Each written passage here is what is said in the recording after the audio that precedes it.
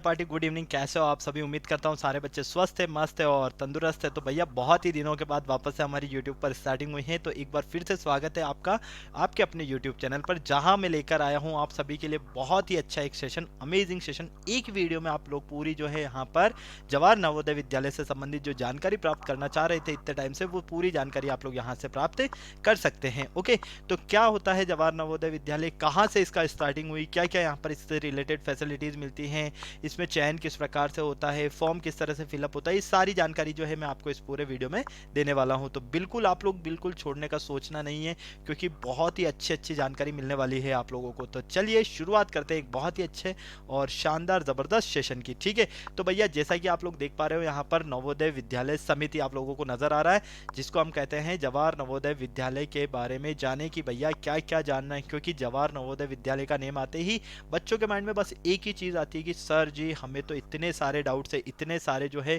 Queries करने हैं, इतने सारे क्वेश्चंस करने हैं कि भैया हमें तो इनके आंसर्स मिल अलग नहीं रहे, हम परेशान इतने हो रहे। तो भैया अब परेशान होने की जरूरत नहीं है आप लोगों को, बिल्कुल मस्त रहिए, क्योंकि सारी जानकारी आप लोगों को यहाँ से मिलने वाली है। तो सबसे पहले आप लोग इसे चाहे जवाहर नवोदय विद्यालय कहिए या नवोदय विद्यालय कहिए, ये भारत सरकार के मानव संसाधन मंत्रालय द्वारा चलाई गई, हम कह सकते हैं पूरी तरह से एक आवासीय, आवासीय मतलब रेजिडेंशियल, मतलब कि जहां पर आप रह सकते हो वहां पर रहकर आप शिक्षा प्राप्त कर सकते हो। और ये जो शिक्षा प्राप्त होगी आप पूरे केंद्रीय माध्यमिक शिक्षा बोर्ड, मतलब कि हम कह सकते हैं सीबीएसई पैटर्न में आप लोग यहाँ पर जो है शिक्षण ग्रहण कर सकते हो। तो हम कहेंगे कि भैया माध्यमिक शिक्षा बोर्ड जो है कौन सा, केंद्रीय माध्यमिक शिक्षा बोर्ड, इसी के एक शिक्षण की ये परियोजना है, जो कि शिक्षा नीति, राष्ट्रीय शिक्षा नीति 1986 के अनुसार भारत सरकार ने नवोदय विद्यालय प्रारंभ करके किया इसका स्टार्टिंग। ठीक है, और अगर हम यहाँ पर बात करते हैं तो प्रत्येक जिले में जितने भी आवासीय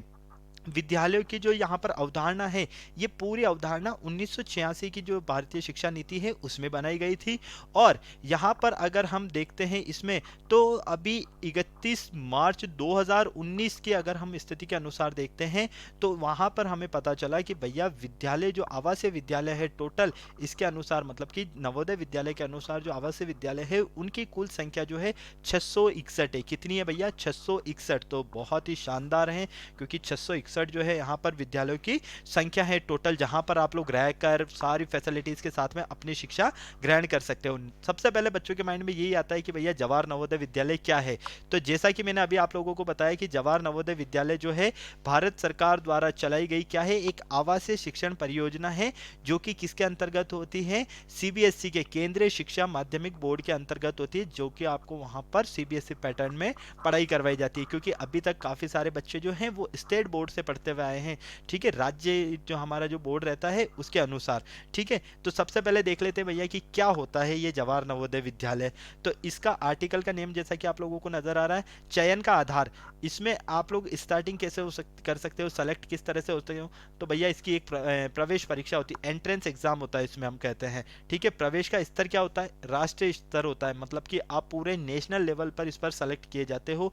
देन प्रवेश जो होता है कौन कौन सी क्लास के लिए होता है, कक्षा 6 के लिए, कक्षा 9 के लिए और कक्षा 11 के लिए इसमें प्रवेश होता है। और मैं तो यही कहूंगा कि अगर कक्षा 6 में प्रवेश ले लिया तो बहुत ही बढ़िया बात है, और 6 में नहीं ले पाए तो कम से कम 9 में तो ले ही लो यार, बाकी फिर तो क्या है, वेट एंड वॉच वाली कंडीशन है। ओके, लाभार्थी कौन होते हैं, पूरे देश के विद्यार्थी, जितने भी विद्यार्थी हैं सभी इसका लाभ ले सकते हैं। इसका उद्देश्य क्या है, उत्तम शिक्षा जो है वो प्रोवाइड करवाना, बच्चों को उत्तम शिक्षा उपलब्ध करवाना है। आवेदन का जो मोड रहेगा इसमें ऑनलाइन रहने वाला है पूरा आवेदन का मोड। और यहाँ पर अगर हम देखते हैं तो इस बार की जो कक्षा 6 की परीक्षा तिथि है वो आप लोगों को स्क्रीन पर नजर आ रही है। इसी तरह से नेक्स्ट आपको 8वीं की भी बताई जाएगी और बाकी भी बताई जाएगी आगे की, है ना। चलो भैया, क्या होता है यहाँ पर आप लोग देख लीजिए, जवाहर नवोदय विद्यालय में विद्यार्थियों को किस तरह की सुविधाएं मिलती हैं, क्या क्या फैसिलिटीज जो हम बोलते हैं किस तरह की मिलती है। तो सबसे पहले आप लोग स्क्रीन पर देख पा रहे हो, यहाँ पर आप लोगों को एक तो शिक्षा मिलने वाली है, सबसे फर्स्ट चीज। ठीक है, सेकंड, शिक्षा ग्रहण करने के लिए भैया बिना यूनिफॉर्म तो आप लोग शिक्षा ग्रहण करोगे नहीं। ऐसा थोड़ी है कि घर के कपड़ों में रोजाना स्कूल जाते रहोगे वहीं रहकर, लेकिन क्लास तो हॉस्टल एक अलग चीज हो जाता है और स्कूल एक अलग चीज हो जाता है। तो आवासीय मतलब कि रहना आपको वहीं है, लेकिन भैया क्लास लेने के लिए तो क्लासों में जाना होगा ना आपको, स्कूल तो जाना होगा। तो उसके लिए आपको क्या करवाई जाएगी, यहाँ पर यूनिफॉर्म प्रोवाइड करवाई जाएगी। भोजन की सुविधा मतलब कि भैया खाने पीने की तो पूरी फैसिलिटीज वहाँ पर है ही सही। आगे हम देखते हैं तो शयन कक्ष की सुविधा मतलब कि आराम भी आप लोगों को भरपूर मिलने वाला है वहाँ पर। लेखन सामग्री की सुविधा जैसे कि आपको पेन पेंसिल नोटबुक सब कुछ वहीं से मिलेगा। आगे देखते हैं हम तो खेल के मैदान की सुविधा, जो भी आप स्पोर्ट्स खेलना चाहते हो तो बिल्कुल आप लोगों को सारी सुविधाएं वहाँ पर प्रोवाइड करवाई जाएगी। दैनिक प्रयोग की सामग्री की व्यवस्थाएं की जो भी सुविधा ज़रूरत होती है हमें दैनिक प्रयोग मतलब कि हमारे रेगुलर काम में आती रहती हैं, उन सारी चीज़ों की जो सुविधाएं हैं वो सारी आप लोगों को यहाँ पर प्रोवाइड करवाई जाएगी इसमें। ओके, इसका मेन उद्देश्य क्या है, जवाहर नवोदय विद्यालय के सबसे जो है आते हैं उद्देश्य की बात की, क्यों रीजन क्या है इसको लाने का। तो भैया इसका पहला जो रीजन है वो अभी मैंने आपको बताया था कि प्रतिभावान छात्रों को क्या करना है, आगे लेकर आना है।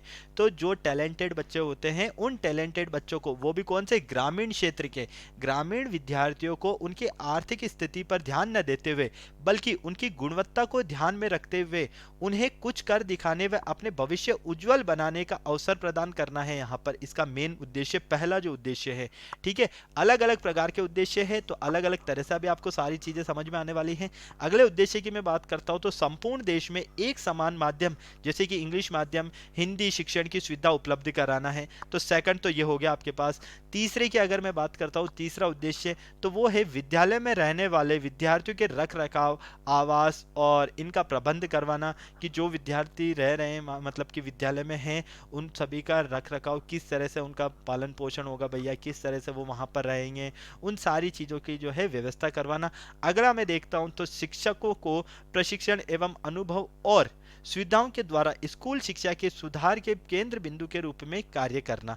ठीक है, मतलब कि टीचर्स को भी क्या दी जाने वाली है यहाँ पर, साथ ही साथ ट्रेनिंग्स दी जाने वाली है। और पांचवा और सबसे इंपॉर्टेंट पॉइंट वो है आपकी राष्ट्रीय एकता को बढ़ावा देना, कि भैया पूरे राष्ट्र की जो एकता है सब भाई बहन मिलजुल कर रहें। कहते हैं ना कि भैया हिंदू मुस्लिम भाई भाई, तो वही चीज़ है कि भैया जब एक साथ रहोगे तो अपने आप क्या नजर आएगी, राष्ट्रीय एकता नजर आती है। होता नहीं है क्या कि पड़ोसी भी अपना दोस्त है, इधर वाला भी अपना दोस्त है, हाँ भैया तू तो अपना दोस्त है। तो क्या होता है, वो एकता का परिचय तो होता है ना, जो साथ रहते हैं वो क्या बन जाता है, एकता बन जाती है, वही चीज़ है। ओके, नेक्स्ट इसका अगला पॉइंट जो है वो क्या कहता है आपसे, वो भी देख लेते हैं। तो चलो भैया अगले पॉइंट की तरफ चलते हैं। अगला पॉइंट आता है और अगला पॉइंट कहता है कि जेएनवी में एडमिशन के पात्र कौन कौन होते हैं, कौन कौन बच्चा यहाँ पर एडमिशन ले सकता है। ठीक है, उसको क्या क्या फैसिलिटीज मिलने वाली है ये मैंने बता दिया है आप लोगों को। तो एडमिशन कौन कौन ले सकता है ये सारी बात जो है सबसे पहले आप लोगों को ध्यान से सुननी और समझनी चाहिए। तो जिस जिले के मतलब कि आप जिस जिले के विद्यार्थी हो, ठीक है, या जिस जिले में आप लोग रह रहे हो, तो जिस जिले के विद्यालय में प्रवेश प्रारंभ हुए हैं केवल उसी जिले का रहने वाला विद्यार्थी एडमिशन ले सकता है उस विद्यालय में। मतलब कहने का है कि आप राजस्थान के किसी जिले चित्तौड़गढ़ से हो तो चित्तौड़गढ़ का विद्यार्थी जो है वहाँ पर जो है एडमिशन ले सकता है। ठीक है, इसी तरह से आप अलग अलग स्टेट से हो, अलग अलग राज्य से हो, तो जिस जिस राज्य से आप लोग हो उस राज्य के में अगर उसी जिले में रिक्वायरमेंट है बच्चों की या सीट खाली है तो वो बच्चा ही वहाँ पर अप्लाई कर सकता है जो उस जिले में रह रहा है। ठीक है, सेकंड पॉइंट आता है कि कक्षा 6 के विद्यार्थी की उम्र 9 से 11 वर्ष की होनी चाहिए। अगर छठी कक्षा में एडमिशन ले रहा है तो उसकी एज जो होनी चाहिए, उम्र कक्षा 9 वर्ष से 11 वर्ष के बीच की होनी चाहिए। और विद्यार्थी ने कक्षा 5 में मान्यता प्राप्त स्कूल से जो है उत्तीर्ण परीक्षा पास की हो, 5वीं पास तो होना ही चाहिए और स्कूल कैसा होना चाहिए, मान्यता प्राप्त होना चाहिए। ठीक है, अगला देखते हैं हम आगे। प्रवेश के लिए कक्षा 9 के विद्यार्थी की उम्र, अगर 9वीं कक्षा की मैं बात करता हूँ तो 9वीं कक्षा के विद्यार्थी की उम्र, क्योंकि आप लोग जो 8वीं के विद्यार्थी हो उनको तो सबसे ज़्यादा ज़रूरी है ना, हमारे लिए भी तो इन्फॉर्मेशन चाहिए। तो भैया आपकी उम्र एक तो 13 वर्ष से 16 वर्ष के बीच होनी चाहिए। सेकंड, विद्यार्थी ने 8वीं कक्षा जो है मान्यता प्राप्त स्कूल से उत्तीर्ण की हो, 8वीं पास होना भी आपका ज़रूरी है। नेक्स्ट आगे मैं देखता हूं तो कक्षा 11वीं के विद्यार्थी के लिए, अभी मैंने आपको बताया था एडमिशन जो है 3 क्लास में ही हो सकता है, या तो 6 में होगा, या 9 में होगा, या 11 में होगा।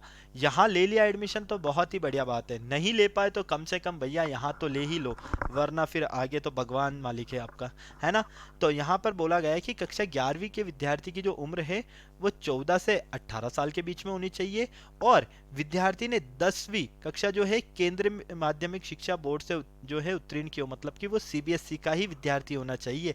स्टेट बोर्ड का विद्यार्थी नहीं चलेगा भैया, क्योंकि इसका जो मेन कर्ता धर्ता बोर्ड है वो है सीबीएसई, केंद्रीय माध्यमिक शिक्षा बोर्ड, ठीक है। और कोई भी परीक्षा एंट्रेंस एग्जाम ने दूसरा बाहर बैठने के योग्य नहीं है, मतलब कि कोई भी परीक्षार्थी जो है जो एंट्रेंस एग्जाम में बैठना चाह रहा है उसकी जगह कोई अदर तो नहीं बैठ सकता भैया, ये ध्यान रख लेना, है ना। और साथ ही साथ दूसरी बार सेकंड टाइम आप सोच भी नहीं सकते कि भैया एक बार नहीं हुआ तो सेकंड टाइम दे लो, उम्मीद ही मत करना, एक ही बार मौका मिलेगा, मरना या करना, बस वही चीज़ है, ठीक है। चलो नेक्स्ट देखते हैं हम। नेक्स्ट आता है यहाँ पर कि क्या क्या आप लोगों के पास प्रमुख दस्तावेज होने चाहिए, क्या क्या आप लोगों के जो डॉक्यूमेंट्स है ना वो होने चाहिए, ये भी मैं बता देता हूँ। एक तो आप लोगों का भैया जन्म तिथि प्रमाण पत्र होना चाहिए आप लोगों के पास में। दूसरा, जेएनवी की शर्तों के अनुसार योग्यता प्रमाण पत्र, ठीक है। जवाहर नवोदय विद्यालय में जो जो भी उस वहाँ पर रिक्वायरमेंट है उसकी जो जो शर्तें हैं उससे रिलेटेड जितने भी आपके योग्यता पत्र हैं वो प्रमाण पत्र होने चाहिए। विद्यार्थी के हस्ताक्षर होने चाहिए भैया, सिग्नेचर करना आना चाहिए आप लोगों को, बिना साइन के आपका काम नहीं होने वाला है। पासपोर्ट साइज फोटो होना चाहिए आप लोगों का। अभिभावकों के हस्ताक्षर होने चाहिए, ठीक है। मम्मी पापा को जो है साइन करना जरूरी है भैया, अब अंगूठा छाप नहीं चलेगा, साइन चाहिए, साइन, ठीक है। आगे देखते हैं हम। एनओएस से अध्ययन करने वाले या अध्ययन करने वालों के लिए निर्धारित निवास प्रमाण पत्र भी होना चाहिए। और अगर कोई बच्चा है एनओएस से जो है अपनी स्टडी कंप्लीट कर रहा है और उसी के साथ जो है चलता जा रहा है, आगे की क्लास लेता जा रहा है, तो भैया उनको तो ध्यान रखना है यहाँ पर कि उनके पास निवास प्रमाण पत्र जो है वो जरूरी है होना। अगर कोई अन्य या अन्य आवश्यक प्रमाण पत्र हैं तो वो भी आपके पास हो तो बहुत ही बढ़िया बात है, क्योंकि जब भी हम एडमिशन लेते हैं कहीं तो उनकी जो है 10 चीज़ें नई रिक्वायरमेंट की रहती है कि भैया ये भी लेकर आओ, वो भी लेकर आओ, तो उन चीज़ों के लिए आप लोगों को पहले ही रेडी रहना है। तो इसीलिए कहा भैया कि प्रमुख दस्तावेज जो है वो तो आप लोगों के पास सारे होने ही चाहिए। ओके, इसके आगे की मैं बात करता हूँ कि आगे और क्या क्या चाहिए आपको। तो देखो नेक्स्ट आता है कि नवोदय विद्यालय में प्रवेश के लिए दिए जाने वाला स्थान आरक्षण, यहाँ पर भी रिजर्वेशन तो है ही सही, आरक्षण है ही सही, तो किस तरह का आरक्षण है इस पर भी हम बात कर लेते हैं। जितने भी जिले हैं, ठीक है, हर जिले में कम से कम 75%, कितनी, 75% जो है सीटें ग्रामीण विद्यार्थियों के लिए रहेगी। 75% सीटें किसके लिए रहेगी, ग्रामीण विद्यार्थियों के लिए। मान लीजिए 100 सीटें हैं तो 100 में से 75 सीटें तो गांव के बच्चे रहेंगे जो ग्रामीण क्षेत्र से बिलोंग करते हैं, ठीक है। और बाकी जो 25% बचे हैं वो शहरी क्षेत्र के विद्यालयों के लिए रखी गई हैं। इसके आगे कुल स्थानों में से लगभग 1/3 भाग बालिकाओं द्वारा भराया जाएगा। जितने भी स्थान है, जितने भी रिक्वायरमेंट है, उनमें अगर हम देखते हैं तो 1/3 भाग, 1/3 भाग जो है बालिकाओं का रहने वाला है। बालकों का अलग है और बालिकाओं का अलग है, तो भैया बालिकाओं का 1/3 भाग तो जरूर होगा ही सही। जिले में अनुसूचित जाति और अनुसूचित जनजाति के वर्ग के विद्यार्थियों को उनकी जनसंख्या के अनुपात में आरक्षित किया जाएगा, ठीक है भैया। मान लीजिए कि अनुसूचित जनजाति और अनुसूचित जाति के विद्यार्थी आ गए हैं, बहुत सारे विद्यार्थी हो गए, तो जितनी उनकी संख्या होगी तो उन संख्या के अनुपात के आधार पर उन्हें आरक्षित किया जाएगा, ठीक है। फिर अगला पॉइंट है कि ओबीसी वर्ग के लिए 27% का आरक्षण जो है प्रावधान में किया गया है कि 27% सीटों पे ओबीसी जो है, ओबीसी की कास्ट के बच्चे रहने वाले हैं, ठीक है। जो ओबीसी कास्ट से बिलोंग करते हैं 27% बच्चे रहेंगे। आगे मैं देखता हूँ 5वां पॉइंट, तो 5वां पॉइंट कहता है कि दिव्यांग विद्यार्थियों के लिए, जैसे कि कुछ दिव्यांग विद्यार्थी होते हैं ना जिनको चलने में प्रॉब्लम होती है या देखने में प्रॉब्लम होती है या हैंडीकैप जो होते हैं जिन्हें हम कहते हैं, ठीक है, तो उनके लिए जो है 3% सीटें रिजर्व की गई है। 3% सीटों पे उन्हीं का अधिकार होगा और किसी का नहीं होगा। ओके, तो ये सारी जो जानकारी है, ये छोटी छोटी जानकारी मैंने आपको दी है कि किस तरह की आपको यहाँ पर जो है जानकारी पता होना चाहिए। तो उम्मीद करता हूँ ये सारी जानकारी आप लोगों को अच्छे से समझ में आई होगी। चाहे वो जैनवी क्या होता है, जवाहर नवोदय विद्यालय क्या होता है, फर्स्ट पॉइंट ये मैंने आपको बता दिया इसमें, ठीक है। जवाहर नवोदय विद्यालय क्या होता है, ठीक है, फर्स्ट पॉइंट तो ये मैंने आपको बताया। सेकंड मैंने आपको बताया इसमें कि क्या क्या यहाँ पर सुविधाएं मिलने वाली है आप लोगों को। ठीक है, क्या क्या यहाँ पर आपको सुविधाएं मिलेगी। इसके आगे की मैं बात करता हूँ तो अगला पॉइंट जो आता है मेरे पास वो आता है कि दस्तावेज क्या क्या होंगे यहाँ पर आपके पास। ठीक है, कौन कौन से दस्तावेजों की आप लोगों के पास ज़रूरत होनी चाहिए, आरक्षण क्या है यहाँ का, कौन कौन सी सीटें हैं, कितनी रिजर्व में है, ये सारी चीज़ें आप लोगों को पता होना चाहिए। इसके अलावा भी अगर मैं इसके आगे की बात करता हूँ तो इसमें आप लोग एक चीज़ और देख सकते हो आप लोगों के लिए जो है बहुत ही अच्छी है, और वो क्या है तो भैया उसको भी मैं बता ही देता हूँ, वरना कुछ बच्चे जो है ऐसे परेशान ही होते रहेंगे। बच्चे कहेंगे कि सर हमें पैटर्न, परीक्षा पैटर्न जो है वो भी तो बता दीजिए। तो भैया जैसे कि आप लोगों को पता है 9th क्लास में आप लोग एडमिशन लेने वाले हो। ठीक है, तो 9th क्लास में एडमिशन लेने के लिए आपको एक तो अपना विषय हिंदी, ठीक है, एक आपका अगला विषय इंग्लिश, अगला विषय आपका साइंस जिसको आप कहते हैं विज्ञान, और अगला है आपका मैथ। इन सभी के बारे में नॉलेज होना जरूरी है। ये आपके 15 मार्क्स के क्वेश्चन आएंगे। इसमें आपके पास 15 क्या आएंगे, इसमें आप 35 मार्क्स के क्वेश्चन आएंगे, तो इधर आपके पास 35 मार्क्स के क्वेश्चन आएंगे। तो भैया 100 नंबर का पेपर रहने वाला है, और आपको इस पेपर को जो है क्या करना है, फोड़ना है अच्छे से। अगर आप इस पेपर को फोड़ते हो, क्लियर करते हो, तो आपको नवोदय विद्यालय में जाने से कोई नहीं रोक सकता है। तो उम्मीद करता हूँ जो बच्चे 9th क्लास में एडमिशन लेना चाह रहे हैं तो भैया बिल्कुल लग जाइए। साइंस और मैथ पर तो सबसे ज़्यादा ध्यान दीजिए, क्योंकि सबसे ज़्यादा नंबर आपको यहीं से मिलने वाले हैं। तो उम्मीद करता हूँ इससे संबंधित सारी जानकारी आप लोगों को अच्छे से समझ में आई होगी, किसी बच्चे को कोई परेशानी नहीं रही होगी। और इसी प्रकार की कोई अगर अन्य जानकारियाँ चाहिए आप लोगों को तो बिल्कुल आप हमारे चैनल पर जो है बने रहिए। अगर अभी तक आपने चैनल को सब्सक्राइब नहीं किया है तो फटाफट से चैनल को सब्सक्राइब कर दीजिए, और बेल आइकन को प्रेस करना बिल्कुल नहीं भूलना है, ताकि आने वाली वीडियो की जो इन्फॉर्मेशन है वो आप लोगों को बैक टू बैक मिलती रहे। और अब जो है रेगुलर हम इस चैनल पर जवाहर नवोदय विद्यालय से संबंधित गणित की कक्षाएं लेकर आने वाले हैं आप लोगों के साथ में। तो सारे बच्चे रेडी रहिएगा, फिर मिलते हैं नए लेक्चर में। तब तक सारे बच्चे स्वस्थ रहें, मस्त रहें, तंदुरुस्त रहें, शानदार ज़बरदस्त जिंदाबाद के साथ में। Bye bye.